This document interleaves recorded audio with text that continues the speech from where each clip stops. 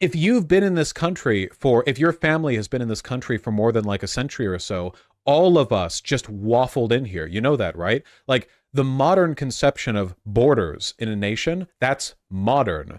For most of America's history, the way you became a citizen of a nation was by like taking a boat here and then you're here. They didn't do strict background checks back then. How could they? Background checks in what, 1924? And if you go back even further than that, past the point you just showed up. If you took a boat over and you landed here and you walked onto the soil, congrats. Thus begins your new life in America, you know?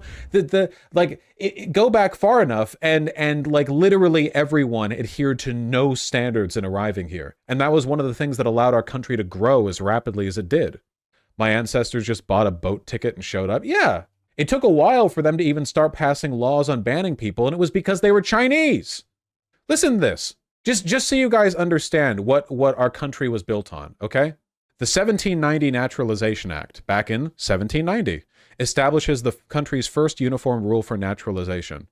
The law provides that free white persons who have resided in the U.S. for at least 2 years may be granted citizenship so long as they demonstrate good moral character and swear allegiance to the Constitution. So apart from criteria that involve slavery and just explicit racial discrimination, what you have to do is live here for a bit and be of good moral character and swear allegiance to the Constitution. Okay. 1798, the Alien and Sedition Acts contain a number of stringent immigration enforcement provisions. Among other provisions, the laws require that non-citizens have resided in the U.S. for 14 years prior to naturalization, authorize the president to apprehend, restrain, or remove non-citizens who are citizens or subjects of countries with which the U.S. is at war, and allow the executive branch to deport any non-citizen deemed dangerous to the peace and safety of the United States. Notice how nothing here is saying you can't enter the country. It's just talking about becoming a citizen. That's it. If you just wanted to enter the country, you could. The only thing here that it mentions about removing you if you enter the country is if you are dangerous to the peace and safety of the United States or a citizen or subject of a country with which the United States is at war. Then we skip ahead 70 years to the Immigration Act of 1864, established the position of Commissioner of Immigration who reports to Secretary of State. 1882, the Immigration Act of 1882 constituting one of the first attempts at broad federal oversight of immigration.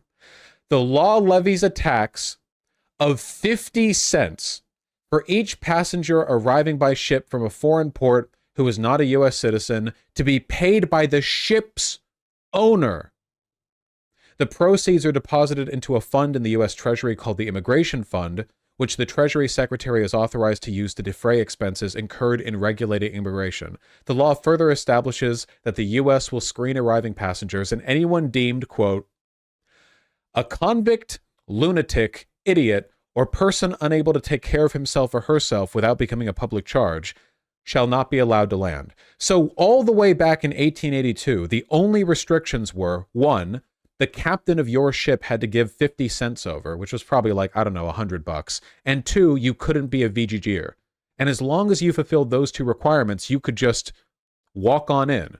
Then you had the Chinese Exclusion Act, Chinese, you know, and gets more complicated the further on you go. The only point here that I'm making is that for a significant portion of American history, you could kind of just waddle on into the United States, you know? Vaush, while I agree that most immigration laws were put in place due to racism, you need to have an answer for when people bring up addition of things like income tax and social programs that didn't exist when people could just walk in.